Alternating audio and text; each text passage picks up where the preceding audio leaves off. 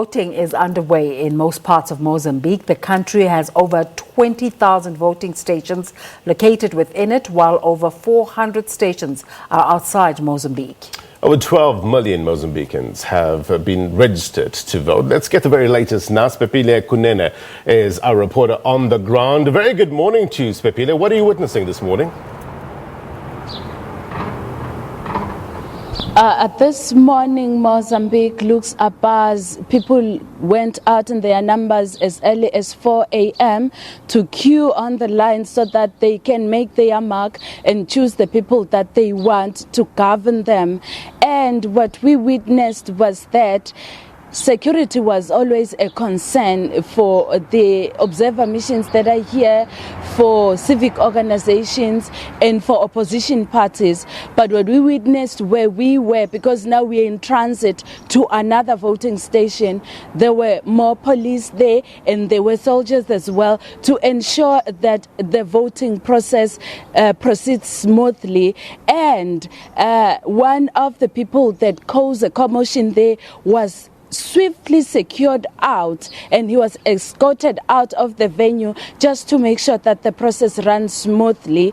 We expecting over 12 million Mozambicans to go to the polls today, and former presidents to cast their vote, as well as the current president who has already voted. He's already voted and made a very short, a brief speech in his language to say that people must come through and vote. So right now, Mozambique is out there and they are voting. Mozambicans are happy. The few that we spoke to said they are voting for a corrupt-free country.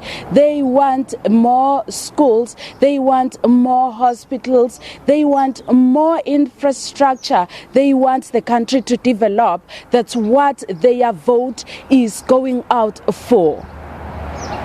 The history of Mozambique has always been a tussle between Frelimo and Renamo.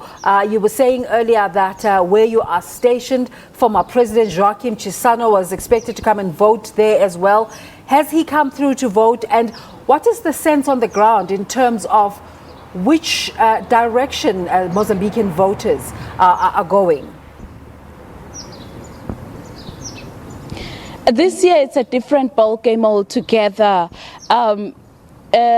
Frelimo would maybe enjoy the majority, but it has lost a lot of following from the interaction that we have had with people on the ground. They say they are tired of one and the same people benefiting from whatever government is making in terms of revenue. They are tired of certain families that are moving forward. They're getting good education as compared to others. Those are of the top brass of the Frelimo. So that's what they don't want. What I mean is that even Renamo won't enjoy the same footprint that it enjoyed over the years because of the split that has taken place in that organization. There's MDM, which is coming on its heels, hardly so. There's also another new kid in the block that is also giving them tough time. So if it's 4 parties, yet it used to be 2, it means the slice of the pie has reduced for the ruling party and the Renamo that follows it. So what I'm trying to say is that right now people want a leadership that will serve them. They complaining that they were not getting that. But when you look at the numbers economically, since Philip Nyusa took on as president, somehow the economy of Mozambique grew. But while it was growing, it was ignoring people at the grassroots level. That is why in places like the north, there are people that are taking residents there, and they are not known who they are. People on the ground are ignored according to Mozambicans. Therefore, they are voting with their hearts to get people that will get the country to develop.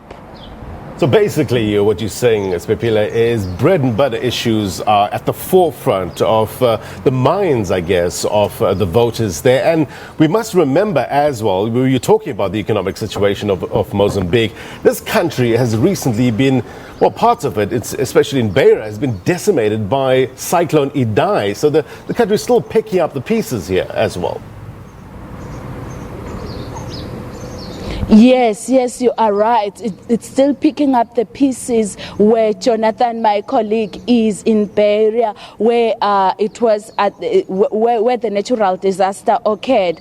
It is a country that is still fighting to get peace. It's a country where about 250 people or more have been killed during the campaign period.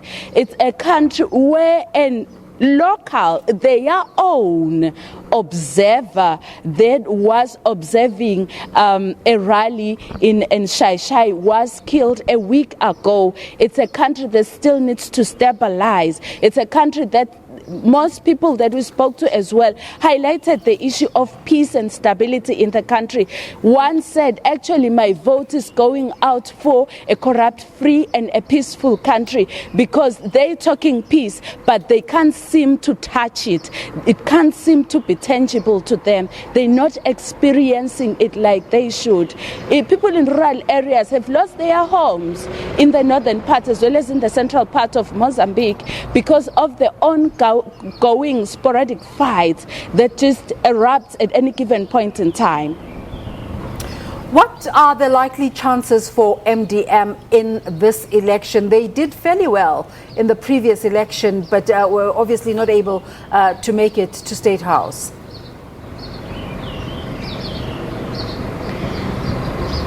I cannot necessarily predict the results, but from the look of things on the ground, they've also gained a footprint, they've also gained momentum.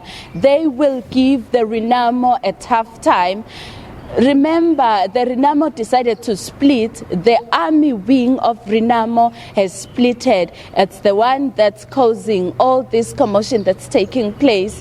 And the soldiers as well as police are trying to calm down the situation and mend the situation to make sure that there's peace during this period where there's election taking place. So MDM stands a better chance to make it big this time because they can leverage on what's happening with Renamo. And Siphephile, just on a sentimental note, it's the first election that Mozambicans are holding without the presence of the former president of Renamo, Dhlakama. Is there any conversation at all about upholding his legacy? We haven't had much in terms of upholding his legacy, but what we know is that the split that has taken place in his party was caused by the succession method, the succession process. Look, everyone wants to be in power. Everyone wants to get to a point where they say, I'm a member of parliament. I have worked for this organization for so long. I'm here. They want to be recognized.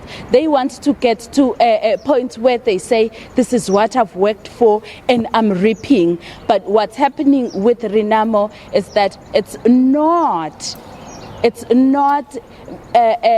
moving forward in a sense that would have maybe made their late leader happy. I don't think wherever he is, Alfonso Dhlakama is happy with what's happening.